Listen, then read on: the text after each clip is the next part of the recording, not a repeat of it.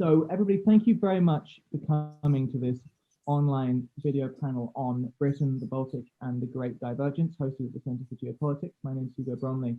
I'm a PhD student here at Cambridge and incoming postdoc at the Centre. 22 years after the publication of Kenneth Pomeranz's work, The Great Divergence, the role of overseas trade in Britain's Industrial Revolution is still being hotly debated. In particular, his focus on North America as a source of ghost acres that allowed Britain to escape its ecological constraints has come under scrutiny from economic historians. Several historians of the Baltic region, and we have 3 of them here today, have highlighted the Baltic's importance to Britain's industrial development as a market for goods and as a provider of raw materials. We're delighted to be joined by 3 outstanding scholars today. Leos Müller is Professor of Maritime History at the University of Stockholm and Director of the Centre for Maritime Studies. He has published extensively on Swedish diplomatic and commercial history, the history of shipping, and the history of neutrality. He's now working on a major project on Swedish foreign policy and economic development. Werner Chertien is Professor of Digital History at the University of Bamberg.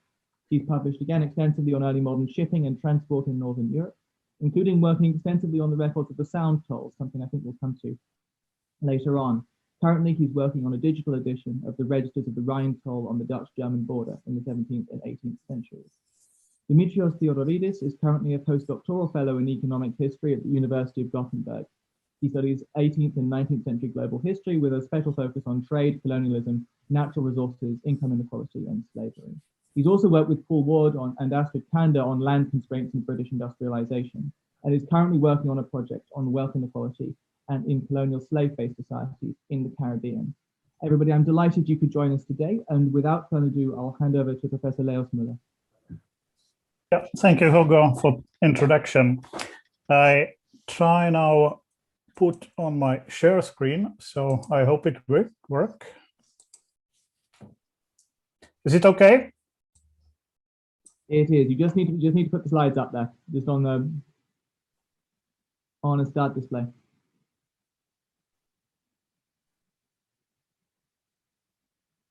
Do you see it? We do, Leos, but it's not in full screen. So if you just hit start slide, start show. Okay, now yes, yeah, good. I have a couple of points that I would like in this very short introduction. In difference to Dimitrios and Werner, so I haven't been working with a lot of quantitative data, and I have not been really. Both Werner and Dimitrios have worked heavily with sound toll register. I have studied more trade flows, especially in a focus on iron trade that you will see will be very much in focus what I will talk about today. So the points of departure for my talk is Kenneth Pomeranz's book and his view of Baltic, or I think that you will find quite little in his book, but also Klaas Rembeck's article from Journal of Global History from 2010. And I think that when we try to see what Pomeranz is writing about the Baltic region, Scandinavian countries, so yeah, it's not much, and he writes quite a lot about Denmark. But he sees Denmark as a typical example of this cul-de-sac agriculture case, means a case of agriculture that is not really available or unable to produce more within the given ecological framework. So the typical case of simply how of limits of early modern economy. And he tries to argument that, well, we look at in North America and so on, so it's different. So I think that there is a discrepancy between how we see on the Baltic and its significance in this context. When you look at Klaas Rembeck's article, so he tries to develop this concept of great divergence, especially in a contrast between old periphery and the new periphery, and compares America and the Baltic, especially from the point of view of of, let's say, calories, or supply of grain, supply of flax for textiles, and so on. I found this, I simply miss in both the cases more attention paid to the role of forestry, and especially when we look at the Baltic area. So it was extremely important in the context of metal trades in early modern time, both in 17 and 18, and actually quite a lot also in 19th centuries. So my second point regards to the role, or relates to the role of forests in the Baltic region. And I think that we can see forests in this area as a kind of old periphery ghost acreage, available in the early modern time for the needs of Western Europe, more specifically Dutch Republic, England, and Britain in 17th and 18th century, in a way as simply we can see that forests did play a very important role in the trade development, and also can explain a lot of the expansion of trade in the period, both from the Sweden, which also in this period includes also Finland, a huge territory, a forest territory, and you can also see it in Russia. So the forests are no substitute for agricultural land. If we are looking at the Pomeranz ideas of ghost acreage, so it's obviously not a land useful for production of grain, but definitely not for production of sugar that got so much attention in Pomeranz book. But obviously, it's a source of exportables, an extremely important source of exportables. And we have, on the one hand, very obvious exports of forest, like sawn timber, sawn goods, timber. But the problem with trade in timber in this period is, in the early period, is that timber is quite cheap commodity. And looking at the economy of shipping, so it's quite expensive to transport it. So it means that when we look at especially in early period of time, transport of timber are important, especially from the nearby areas, like Norway plays a very important role for trade with England. And when we look in the development of Sweden, for instance, so it's obvious that Western Sweden, which is actually not a part of Baltic, plays important role. So I think that if we really want to understand the role of forests in this time, we have to look at forests as a source of charcoal, tar and pitch, potash, also commodities or raw materials necessary for something different. And by this something different, I mean, there is a lot done already on potash, as probably you know. So Paul Ward had worked quite a lot on the trade of potash. I would like to pay more attention to charcoal and the connection between charcoal and metal industries. And I see charcoal as a basis of Baltic iron production. It's not so much a question of ores. I mean, ores are important, and especially when we look at the Swedish situation in copper, so there is very clear connection to mines and metal production. But regarding iron, it's not at all so. Basically, early modern iron industry is based on charcoal. So charcoal is extremely important, and by this way also the available forests.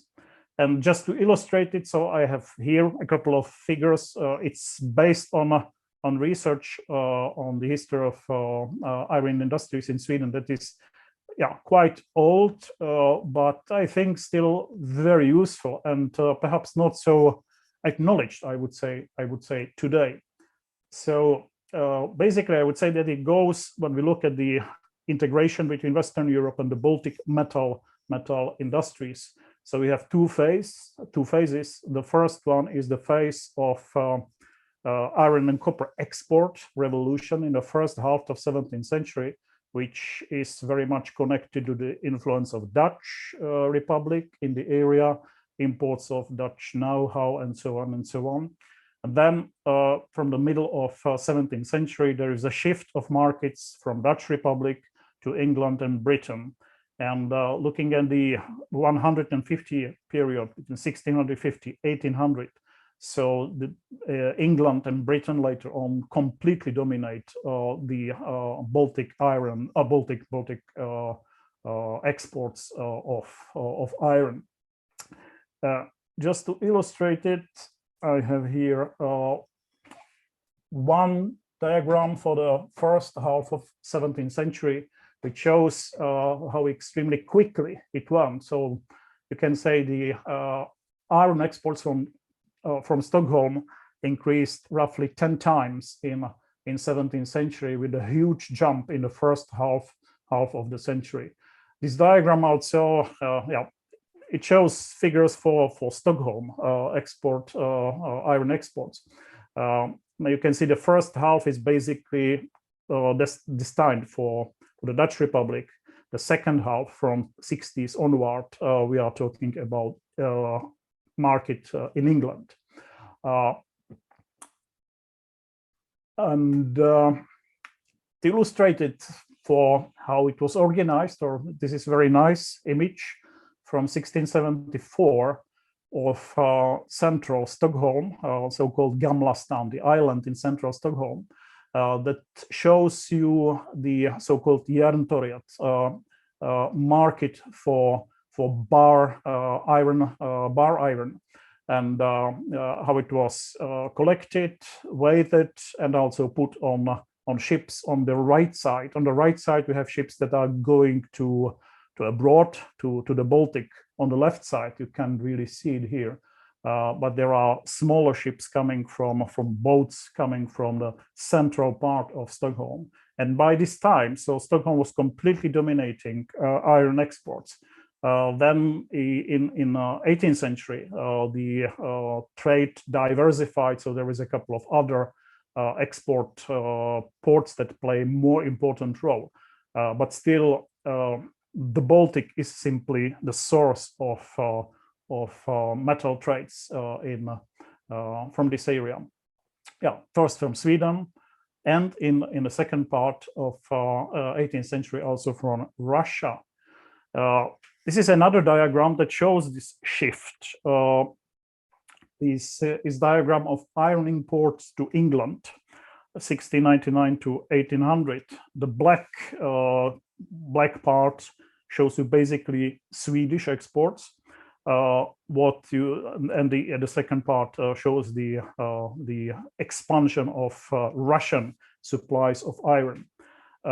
Basically, we can say that the Baltic area accounted for something between 80 and the first part, and later on 95 to 98% of iron imported to England and consumed in England. And for quite part of the period, so England was very much dependent on import of iron. This kind of iron is bar iron, which was basically a kind of raw material for English manufacturing, iron manufacturing. But it's very much the English iron manufacturing is very much based on this imported bar iron from Baltic, and as I said, so this is also connected to forest availability.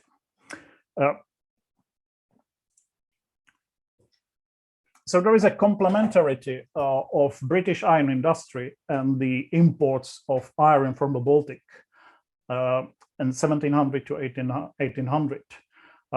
As I already mentioned, so we have a more or less stable imports of Swedish iron, and we have a very significant increase in supplies from Russia.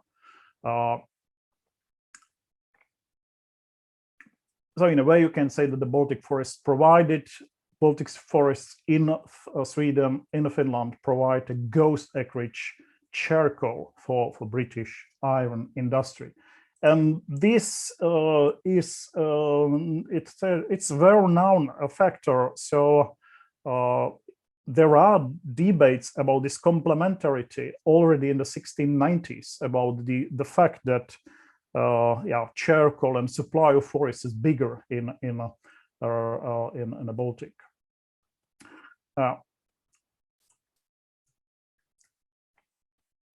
The last point that I would like to make is this question. All right, what all this means for the relationship between the Baltic region and Britain in terms of dependency, in terms of colonialism. In a way, you can say that what this illustrates is a kind of colonial relationship. But at the same time, so of course, Baltic countries like Sweden, Denmark, Norway, or Russia are definitely not colonies, and they have very strong and conscious mercantilist policy that is focusing on the export sectors, and they are very aware of the advantages and disadvantages of dependency on Britain. And we can see it very clearly both in Swedish and Russian case. There is an interest to diversify trade, both in terms of countries, markets. So, for instance, the Swedish exports are developing towards Southern Europe, Mediterranean, but also diversify in terms of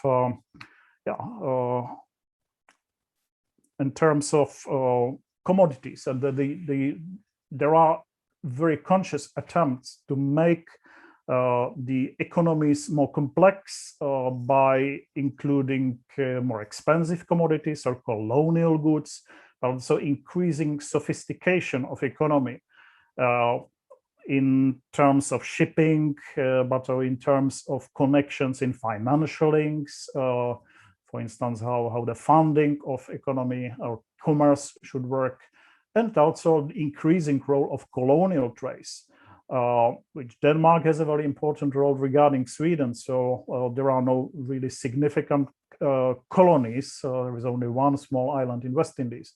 But both countries have very significant East India companies trading in China and India. And this makes simply their trade much more complex and not so simple as you would say if you look only on this relation between iron trade and forests and so on. So I would end simply that trade policy simply played very important role and made the situation much more complex. Yeah. I stop here. Thank you so much. We'll get to questions at the end of the three presentations, but that was fantastic, and I learned a lot from it. Can we move on, please, to Werner, if you're ready to go?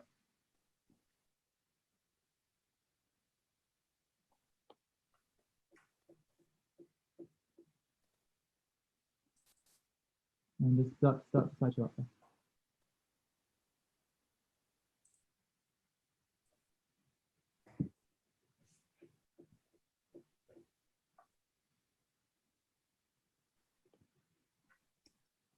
Werner, I think that your mic was mute. Okay. Good. Now everything's okay? Fantastic. Yeah, good. I'll continue where Leos stopped in his final comment on the importance of trade policy. And I will try to give some insights about the economic and political importance of the Baltic Sea in world history from the 17th to the 19th century. I've tried to put everything into one visualization of how this economic and political importance of the Baltic Sea changed in the course of 2 centuries, from the mid-17th to the mid-19th century. And we see that from basically a place of regional conflict and regional economic interests well into the 17th century, it changed into a region of global importance, essentially. In the following 2 centuries, starting around 1660, 1670, there's a long period of emergence where the conflicts start to become bigger, intertwine with European or other European conflicts, and end in the Great Northern War, which establishes Russia, the Russian Empire, as an important power on the shores of the Baltic Sea. That's followed by a period of consolidation, and a peak period, a period where the interests of Western European powers and the powers that control the Baltic, and particularly the Russian Empire, really collides at the end of the 18th century. There's a relatively short period of disorder during the French wars and the continental blockade, but by that time, a reconfiguration of the role of the Baltic has already started. And there's a few parameters, perhaps, that are important to understand what is going on here, what is on this schematic view of this of the role of the Baltic in world history. First point is that the Baltic does not have one single role. It has a few different roles to play. The first one is that it provides access to a vast landmass that I define as North Eurasia. And it provides access to Central Asia and China via overland and riverine routes. That is a very important role that the Baltic Sea has to play. Several governments, several powers were very keen on controlling these land routes to Central Asia and China. Second role, the Baltic serves as a gateway to North Eurasian commodities. Some of them are in the focus of historians for a long time, mostly from a European perspective, but I think it deserves to be seen a bit broader than just Europe if you take into account furs that are declining in the number of well, it's a declining trading furs, but nevertheless. So it really makes sense to look at North Eurasia as a whole. It's everything between St. Petersburg, Moscow, and Kyakhta on the Russo-Chinese border. A gateway to North Eurasian commodities. The naval stores have been mentioned and discussed extensively by Leos. They have a large military and political significance. So do sailcloth and raven duck, two types of textiles that were produced in the Russian Empire to a certain extent at least. They're not of the highest quality, but they were important for shipbuilding and for the shipbuilding industry. And then we have grain, which was and became more and more important in the course of the 18th century for catering for the Industrial Revolution. That's a very general term, but by 1780, Britain could not produce enough grain themselves anymore, so they started to import grain from the Baltic and other places. There's a third role that the Baltic plays, and that is the role as a gateway for the supply of textiles and overseas goods from the West. That is like the counterbalance of the export trade from the Baltic. This last role becomes more and more important as we proceed. It's mostly export trade for a major part of the 18th century, but it starts to change towards the end of the 18th and then well into the 19th century, where imports actually become predominant around 1850. That's about the different roles of the Baltic in world history. Now, there's another aspect that is important in order to understand the Baltic and its economic and political significance, and that is its geopolitical context. We cannot look at the Baltic simply as the access to North Eurasia. It was in competition and in complementarity with the White Sea for maritime connections and with the Black Sea, again for maritime connections, but also with Central Europe for overland connections. And these four axis areas, so to say, they were in a sort of balance between each other, the Baltic being the most important, obviously, because of its location, basically. But all three gateways had their advantages and their drawbacks. These are well known. I don't need to go into details here. Adverse climatic conditions. There's the disadvantage of taxes on passage through the Sound, for example, narrow straits like the Sound and the entrance to the Black Sea under foreign control, and then the aspect of distance. Those are, you know, we can list a number of different advantages and disadvantages for all these different gateways. The important thing is the Baltic is not isolated. It's not the only gateway to North Eurasia in this view that I present here. Another important, very important aspect of understanding the economic and political significance of the Baltic in world history is the impact of Russia's expansion across North Eurasia, both overland to the Pacific and to Central Asia, and in Europe, in the European part of the continent. Between the 16th and the early 19th century, Russia expanded across all three gateways, you know, starting with the White Sea from the late 16th century, and then entrance to the Baltic Sea, the foundation of St. Petersburg at the beginning of the 18th century, and then going south into territories that are still being contested today, to the coast of the Black Sea and to the Caucasus, and in the early 19th century. Within this expansion, Britain actually played a very special role, and for about 50 years in the 18th century, it could benefit a lot from being the only apologies, the only nation that had a commercial treaty with the Russian Empire. And this Anglo-Russian commercial treaty, which was signed after 20 years of negotiations in 1734, really changed the character of the Baltic in world history. Even though Britain had to abandon its attempts to take control of the overland trade from Central Asia through Russia to Western Europe, which was an important part of the negotiations.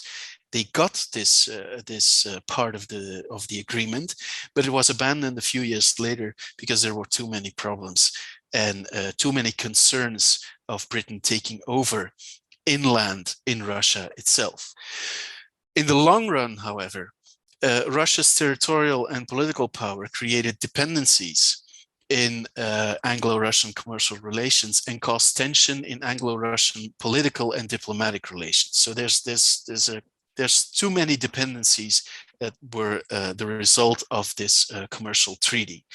I tried to visualize them looking at imports, British imports from Russia, and the share of Russia in total British imports from the Baltic.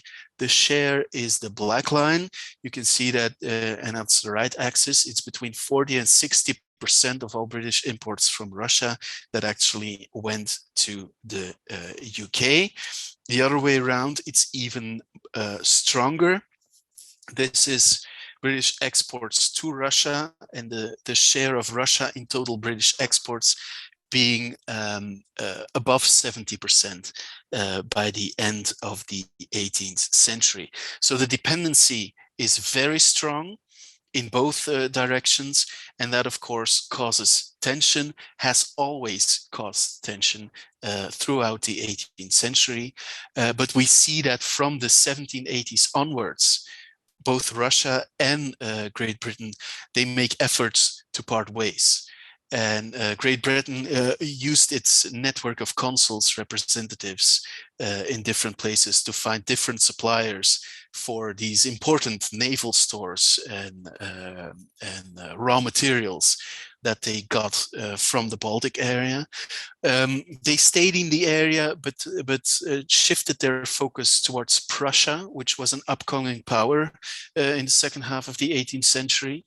Russia, in turn, used its political power to establish direct trade relations with southern European nations and the United States. A bit later in the 19th century, they went to Latin America to establish their relations, sort of to counterbalance the predominance of Great Britain. But even so, neither Russia nor Great Britain could do without each other for the time being. Not at the least because no alternatives were readily available for most of the Russian supplies, most of the North Eurasian supplies of naval stores. That changes only after the French wars, so in the first half of the 19th century. And I have two more statistics to share with you. This is a statistic of timber exports to the United Kingdom from 1785 to 1831. It's based on the statistical abstracts that were published by the British Empire in loads of 50 cubic feet. You can see that the Baltic sort of stagnates. It does not disappear. But from the early 19th century onwards, there's an enormous increase in timber exports from the British colonies, so from overseas. The second slide, the last slide with data is perhaps a bit more complex. This is another example of the reconfiguration after the French wars.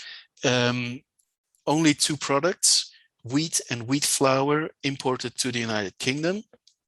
And I made big areas of origin to make this a little clearer.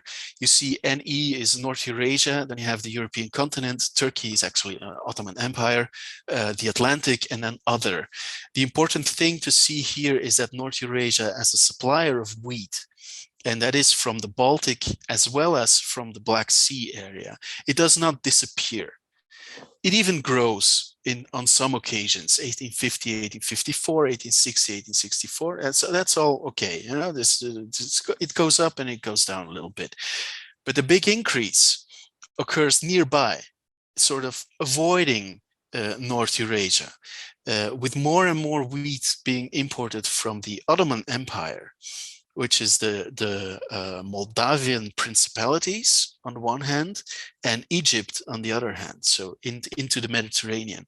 And most wheat becomes imported from across the Atlantic from the United States. That is one important change in the first half of the 19th century. The second one is that in this context, industrial revolution spreads across Europe and to different countries. We see that across the Atlantic in the United States, it's wheat flour that is also being produced and being made available for exportation in the course of the 19th century. That doesn't happen in North Eurasia. It doesn't change. They don't develop a wheat flour industry that is able to export its excess produce. You know, it's not there. And that brings me to my concluding remarks, that we can see in this long-term development that I've rushed through in 10 to 15 minutes. We see that alternative suppliers were found in the Ottoman Empire across the Atlantic, but North Eurasia remained somewhat significant, you know, for wheat imports to the United Kingdom. At the same time, we can clearly see from these figures that Russia did not manage to establish significant export-oriented wheat flour production. And in the long run, if we generalize this, we see that Russia's position as a supplier was weakened after 1800. Russia no longer managed to take full advantage of its territorial predominance in North Eurasia. And with its increasing economic backwardness, the Baltic started to lose its economic significance as well. That's what I wanted to tell you. Thank you. Thank you so much, Werner. Aside from anything else, I was delighted to see the British attempt to trade with Persia after the 1733 treaty get a mention. I've always thought that aside from its global significance, it would make a fantastic adventure yarn, the exploits of Captain John Elton, if anyone's interested. Okay, I will move on to Dimitrios. Thank you so much. And let's have a go at the slides. Yeah, thank you. Just give me a second.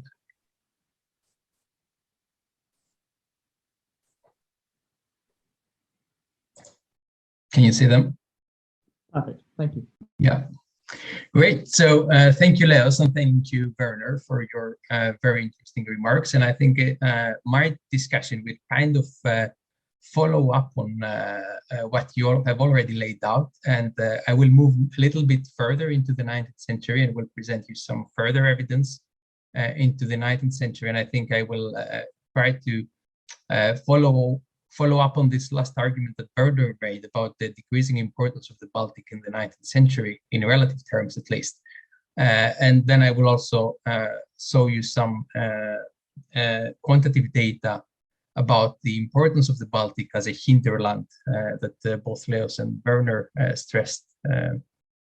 But first, I would like to start from Pomeranz and place the Baltic in this very specific debate that Pomeranz initiated with his book, The Great Divergence. So Pomeranz basically, his core argument was that cotton, sugar, and wood were the key commodities that contributed the most in terms of an ecological relief to Britain. And he had just one benchmark estimate in the 1830s, and he contrasted or juxtaposed that to the land relief that came via coal. So how much land was saved by the use of coal. And he argued that both were very significant and both were very special in the case of Britain and made Britain different from Asia. But the role of trade in the form of cotton, sugar, and wood was much more significant. And as we all know, there has been, we have come a long way, so to say, since Pomeranz. I mean, it's 20 years since his work, and there has been some criticism, if we can put it mildly, but then others have kind of extended his work, and they have taken up his methodology. And I have been one of them, along with colleagues like Professor Paul Ward and Professor Astrid Kander. And basically, we have calculated the importance of land embodied in British trade, accounting for the majority of traded commodities. So not just these three commodities that Pomeranz looked at, but also we also accounted for trade in coal, both actual coal that was exported from Britain and coal that was embodied in the manufactures that were exported from Britain. And the estimates we have actually confirm Pomeranz that in the 1830s, indeed, the role of trade was much more important than the role of coal. You can see here the estimates in column F are larger than the estimates in column E, which are the land equivalents of coal. So much how much land coal saved. These are in millions, so that would be 6 to 8 millions. 8 million acres, sorry, of land saved through coal, and the land that was kind of contributed via trading commodities, these ghost acreage, were roughly 15 to 16 million. But then for the rest of the 19th century, there is a drastic change from the 1850s onwards. The role of coal becomes much more important as a land-saving resource, if we can call it so. But now I would like us to look a little bit deeper on the trade and the role of the Baltic. So here is the land embodied in British imports by political region. So you can see here that throughout the 19th century, for these 5 benchmark years, the role of colonies was much more important than the role of independent regions. So in that sense, the Baltic was, of course, not a colony, as we said previously, and the Baltic would fall under the category independent here. So in relative terms, the Baltic was not contributing as much as the colonial hinterland, if we can call it so, to Britain. I mean, colonies, British colonies and dominion contributed with roughly 60% of land embodied in trade. And if we include former colonies like the US or British colonies in the Caribbean, that share would rise roughly to 70 to 8%. But if we look more closely, why was this the case? This was mainly driven by two commodities, potash and wool. So we quite a lot disagree with Pomeranz on the importance of the commodities that he stressed, the cotton, sugar, and timber per se. Actually, we find that the main drivers of this land embodied trade was potash in the early 19th century and then wool in the second half of the 19th century. I mean, wool dwarfs the importance of any other commodity really here. And wool could, of course, not be produced in the Baltic, and it was sourced from Southern Europe, Portugal and Spain.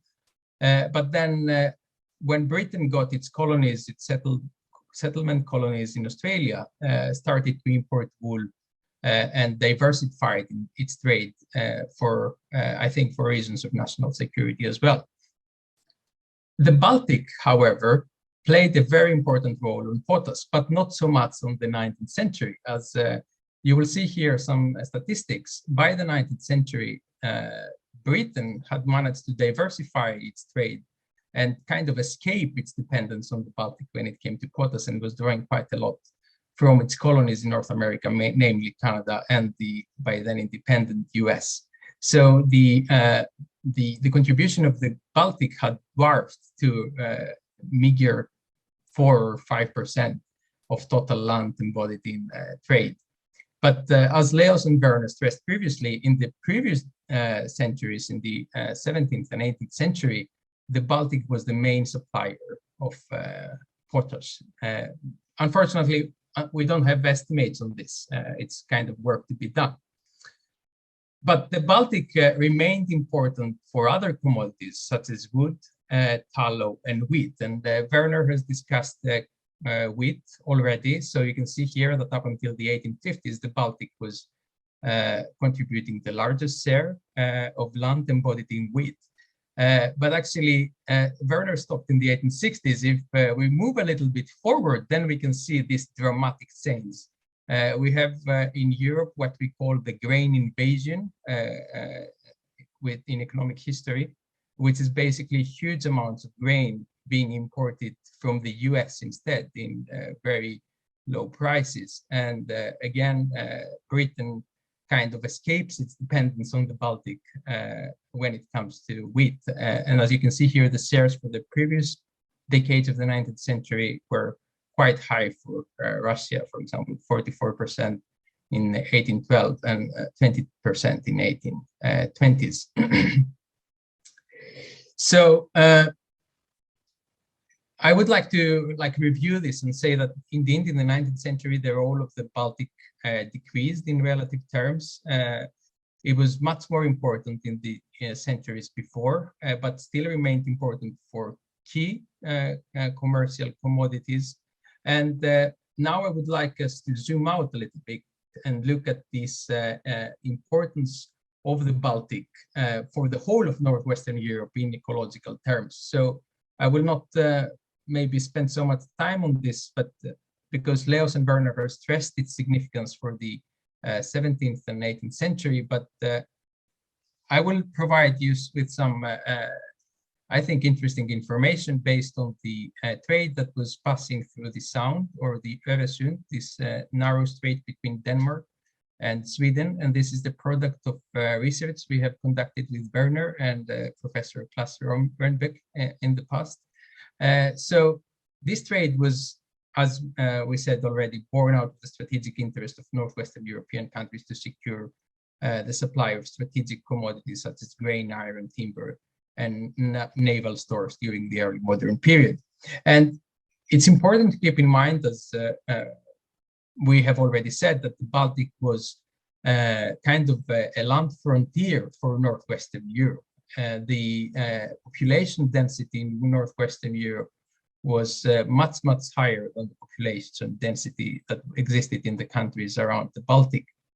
So here we have some estimates about this contribution that the Baltic trade made in land relief, or in ecological terms, if we can call it so, to the northwestern Europe from the 1750s up until the 1850s. The black line you see here is the amount of land embodied in exports. And you can see that it increased tremendously from the 1750s up until the 1780s and stabilized for the rest of the 19th century. And it kind of dwarfs the amount of land embodied in imports. If we look at the commodities that were more land intensive, so to say, we have stressed already the importance of iron, and that was the most important commodity up until the 1800s. But then there is a drastic change, and in the 19th century, the role of grain, tallow, and potash becomes relatively significant as well, and the importance of iron decreases, and that's because the Industrial Revolution in Britain is already underway, and actually Britain starts exporting iron to the Baltic instead, and substitutes for quite a lot of the imports from the Baltic. I have some estimates here that we can come back to afterwards. The dotted line here is net exports from the Baltic, and you can see they become negative from the 1830s onwards. So now that we have discussed about the ecological significance of the Baltic for northwestern Europe, I would like to spend the last couple of minutes discussing the monetary aspects of this trade. Basically, how did Europe, northwestern European countries, manage to pay for this trade?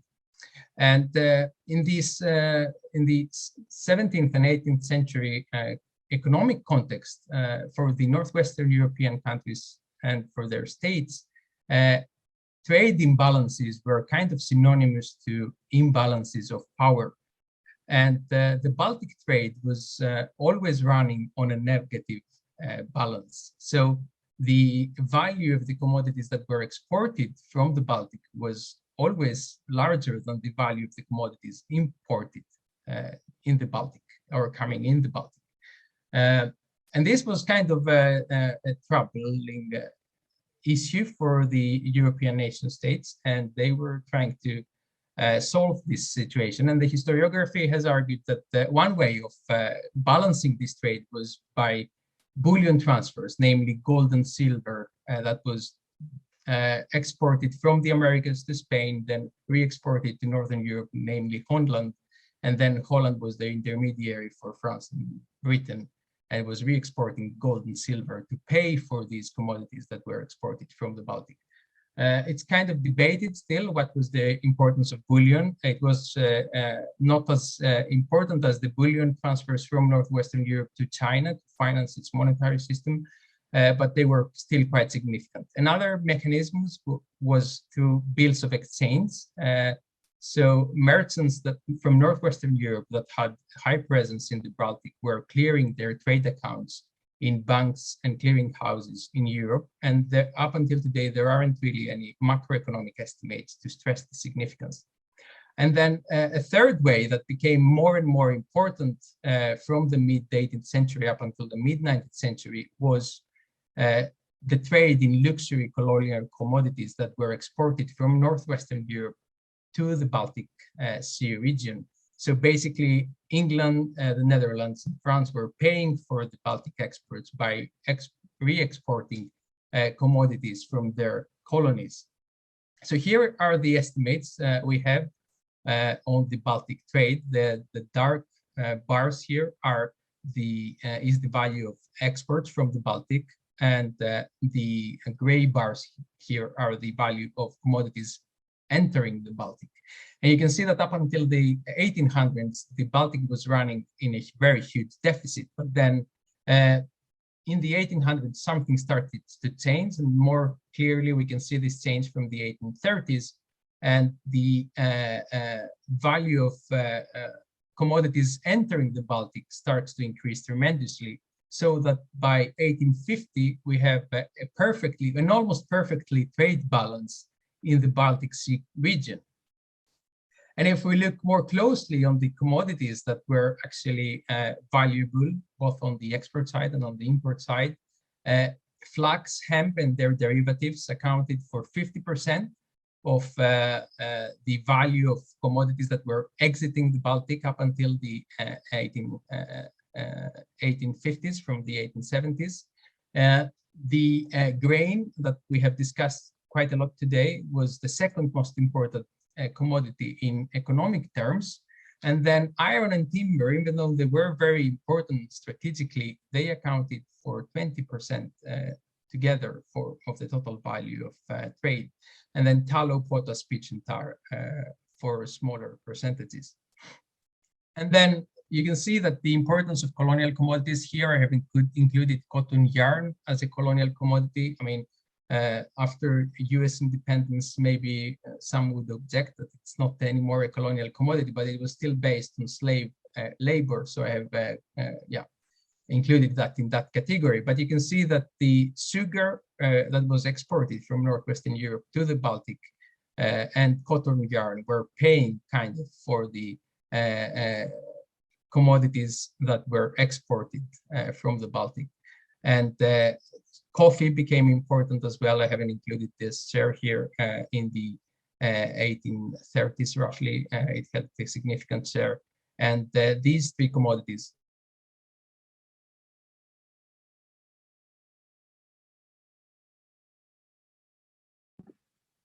Dimitrios, are you there?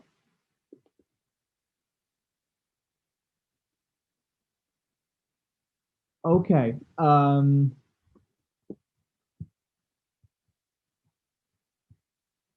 I fear. Yeah. Go back. Yeah. Oh, what happened? I don't know, but we're all set to carry on. Okay, I'm close to wrapping it up. So the importance of colonial commodities is quite staggering here, and it kind of made a very important contribution to this balance of trade.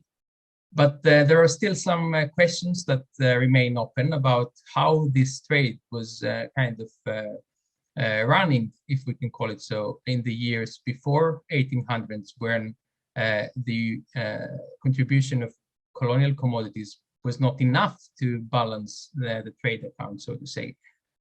Bullion transfers were contributing quite a lot, as I said, but then if we look at the value of gold and silver that was exported to the Baltic during the second half of the 18th century, that was not enough to cover the whole trade deficit. So most probably the role of merchants and the role of bills of exchange that the merchants use was very important, but there's still work to be done, so to say, to demonstrate this on a microeconomic scale. So that's what I wanted to share with you, and I'm looking forward to the discussion. Thank you so much, and thank you everybody for fantastic presentations that have really opened my eyes to an awful lot, and I'm sure attendees as well. We will move on now then to questions. I have a couple I'm bursting to ask, but those aren't important. And we'll begin with a question. Actually, I should just say, yes, please post questions in the Q&A function. Please include your name and your position if that's possible. And we'll begin with a question from Professor Brendan Sims, who, as well as being the Professor for History of the International Relations here in Cambridge, is also a director at the Centre for Geopolitics. That's our director. And he asks, did Britain or any other state in the region have a coherent raw materials or commodity policy? And if so, what was it? Herb would like to come in first on that, perhaps, Leo?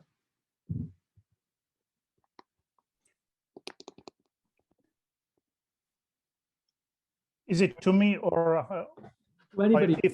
Yeah, well, the question was if the Baltic had a policy regarding raw materials. Raw materials and commodities, yes. Yes, well,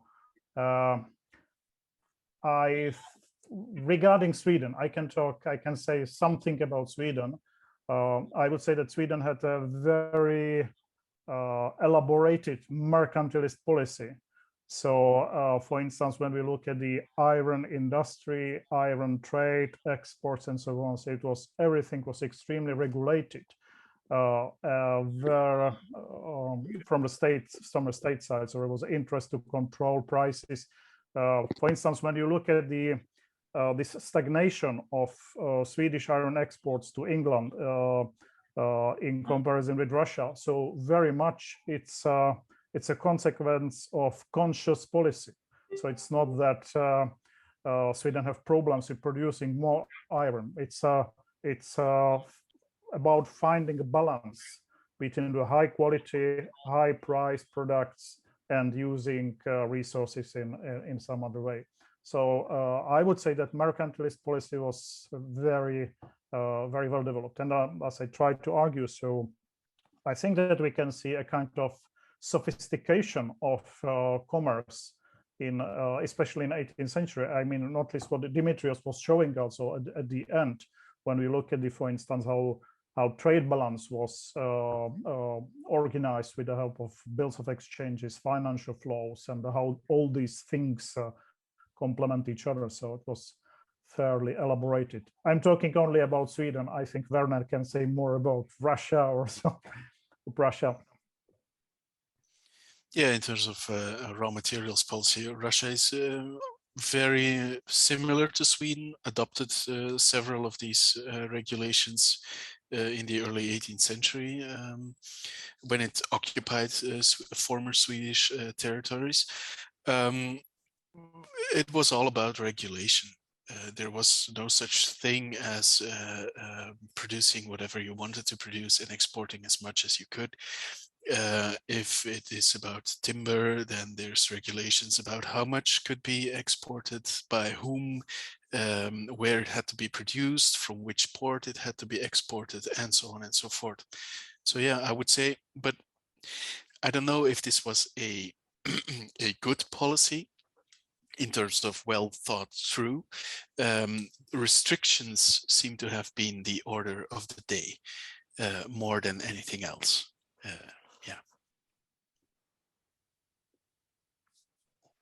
If I may add just one thing, just to follow up on this, I'm not an expert on trade policies per se, but what I think is interesting is that we see that after the Industrial Revolution in Britain has kicked in, and Britain after the 1840s liberalizes its trade, this is kind of associated with the relative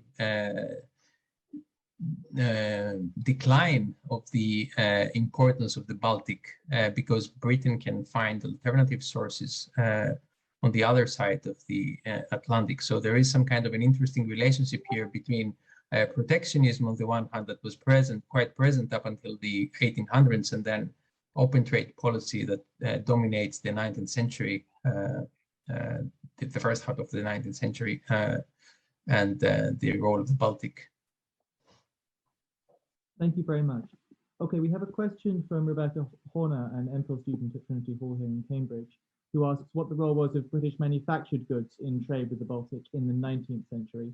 And I think that's very sort of after the Industrial Revolution when things take off, which is actually an interesting question. Perhaps, Dimitrios, if we could come to you first on that, given your later presentation. Yeah, so industrial manufactures become important for the Baltic mainly in the form of textile manufactures. So cotton yarn and cotton cloth is being exported, which is a product of the Industrial Revolution. Sugar, maybe not so much a product, although it is kind of related. Then there is quite a lot of coal, which is entering the Baltic as such, and it's substituting for charcoal, I guess, because charcoal was much more land intensive since it was based on wood. And then towards the later part of the 19th century, machinery becomes important as well. But at least when it comes to the value of the commodities, cotton textiles would be the most important commodity, I would say. Werner, Leos, is there anything you'd like to add on that? Yeah, maybe something from the Russian perspective. You can see that cotton yarn, cotton textiles were indeed very important manufactured goods, but Russia sort of tried to counteract on this and try to restrict importation of manufactured goods in the 19th century. They were unsuccessful. because their own quality was not enough to meet the demand for textiles. So they were sort of forced to continue importing manufactured goods from Great Britain, but also from Prussia, and at that time, that is the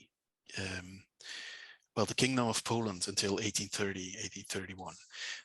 And these textiles actually were not only imported to Russia, they also went in transit through Russia to China overland. Mm-hmm. Yeah. Okay. Thank you. Leos, anything you'd like to add? You're on mute. Okay. I don't need to comment on this. No, it's okay. Just a couple of questions of my own, particularly on something that Leos, you mentioned in your early introduction, which is the sound holes specifically, and the amount of data we have available. And perhaps if I could come first to you on this, Werner, do you think this is a real space for digital history in terms of looking at the depths of data we have in the sound holes and other similar resources? And I think there's going to be a surge of interest in that over the coming years. Obviously, the sound holes have been looked at extensively in the past, but I'm just interested to hear your thoughts on that, first of all. Sorry,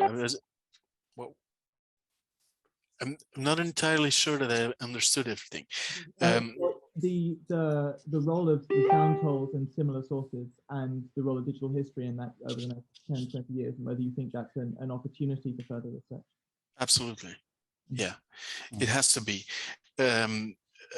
There's so much to be discovered, and there's so much that can be discovered now that the data is available, that the only thing left to do is to develop techniques to actually find the interesting things and connect the different data files that you have available.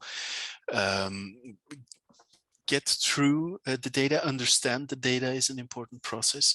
So yeah, there's a lot of opportunities there, and there's so many. Well, if you want to, what was impossible before the sound hole registers were digitized is to get an idea of the whole, and at the same time dive into the very small details without losing this perspective of the whole. And now that is possible, and so far what I've tried to do is this very high level, high aggregated macro study that I recently published. Everything that is underneath that is, for the largest part, still to be discovered. Yeah. Thank you. Anything any of you'd like to add on that? Well, I think it's a fascinating source that makes or open view for zooming. You can work in zooming to get up and down and up and down. Yeah.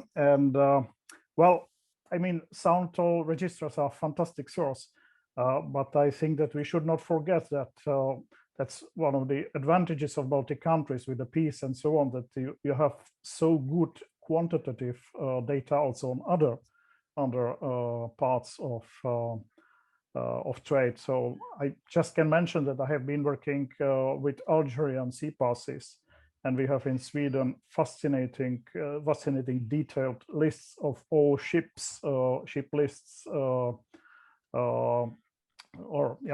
the passes issued for all foreign trade that are actually very easily accessible, but not digitized, and will be fantastic to get them together with sound registers. One of the problems with sound register is that you get all what is moving between Baltic and the North Sea, but you don't see what's going on just in the west, for instance, on the west coast, or just in the Baltic Sea.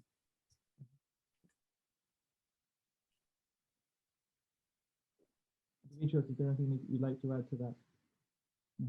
No, thank you. I don't need to comment on that.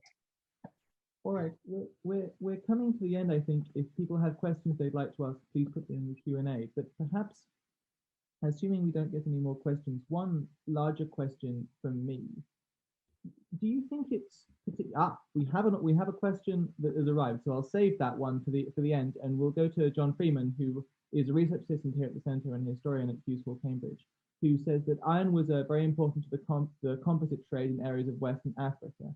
How much do you think that Baltic metal or textile trade contributed to Europe's ability to penetrate African markets, which is a fascinating question. But perhaps we could go around starting with Dimitrios on that, given your more recent work. Could you please repeat the question? Iron was very important to the composite trade in areas of Western Africa. How much do you think that Baltic metal or textiles contributed to Europe's ability to penetrate African markets? How much does the Baltic textiles and iron contribute to Europe's ability to penetrate African markets? Quite a lot in the sense in the context of the triangular trade. I mean, that was immensely important in the early modern period, and the Baltic was contributing significantly in the provision of raw materials for the construction of ships that were used by Northwestern European countries. So one clearly important contribution was in this kind of way. Then iron was important for the production of arms. So I think this the answer is like through the contribution on the emergence of naval power for Northwestern European countries, they contributed. The Baltic contributed in this respect. I think if I can add something to this, so I think there was also specifically made iron for African markets that was used in exchange for slaves, the so-called voyage iron. And there is quite a lot of research on that. It's not much quantitative because it's fairly difficult to say how much of that ended at markets, but obviously it was important. And Chris Evans and Yaran Riden wrote an article in Past and Present on that, and done a lot of research on that. Yeah. Voyage iron. So there were ironworks in Sweden specialized on making bars that were marketable in Africa, buying slaves. Thank you. Okay, I will return to the question I started asking earlier, which is whether you think that global historians right now are giving what some would term inter-European trade enough attention in wider models of economic change, which was the question that I was trying to confront when we were first thinking about putting this panel together. Do you think global history at the moment is engaging enough with these questions, or is there more work to be done in emphasizing the importance of areas like the Baltic to wider? We just talked about iron, Swedish iron going to West Africa, right? There is some of this work being done, but do you think there needs to be more weight placed on it going along? Perhaps each of you in turn, beginning with Leo. I can start. I think that of Werner and Dimitrios, you can also say more about that. Well, I think it's that's one of the problems that so much of global history, not least global economic history of commerce, is focusing on Atlantic trade, on trade with North America, on India, and forgetting the actual role of, for instance, the Baltic, or as Werner mentioned, I really enjoyed your combination of Black Sea, Baltic Sea, and White Sea. You didn't mention Crimea War, but yeah. So yeah, I would say that we need to pay more attention to the Baltics. Yeah, can I add to that? Well, it seems that in global economic history, the focus more generally even than on specific seas is that it focuses on maritime developments. And if you look at internationally visible research, you have one direction is on the slave trade, transatlantic, and then you have a lot of research on the East India companies. A little bit on West India companies as well, but mostly East India companies. And the intra-European trade sort of is like, it's not as exotic. The archives that are available have a different character. You know, you cannot study the Dutch East India. You cannot make a study like you would do for the Dutch East India Company, because you don't have one archive that you can use for that. So it's a little different, and therefore perhaps a little bit understudied compared to more popular topics in global economic history. That said, I would argue not only for looking at intra-European trade on the more or less enclosed seas in Europe, but also for more attention to long-distance overland trade in the period that follows the caravan trade that is well studied across Asia. It continues in the early modern period. It's a topic today. You know, China has these train routes to all different places in Europe. It has never disappeared, but there's a lot that we don't know about this. Yeah. Thank you. Dimitrios, the last word to you. Yeah, thanks. Just a final remark. I think Klaus and Werner covered quite well most of it. I think part of the problem, if we can say so, for this relative neglection is that quite a lot is focusing on the Industrial Revolution and onwards. So quite a lot is focusing on the late 18th century and onwards in global history. While I think the Baltic was, as we find in the historiography, the mother of all trades, right? So we should go further back in time to actually draw global history further back in time and investigate the Baltic and the role of the Baltic for kind of reaching up to the very special event that happened in the late 18th, beginning early 19th century. Thank you. I completely agree with all of that, and I'm delighted that you've been able to join us today to share your own presentations and to answer questions on what I think is a hugely important topic. That's all from us. Please stay in touch with the center. We have a series of events. This is a more historically focused event today, but there's a number on current geopolitical questions coming up in the next days, actually, and weeks and months. But all that's left for me is to thank all of our panelists so much for their time and wish everybody a very good evening. Thank you. Thank you. Bye. Thank you. Thank you, everyone. Thank you.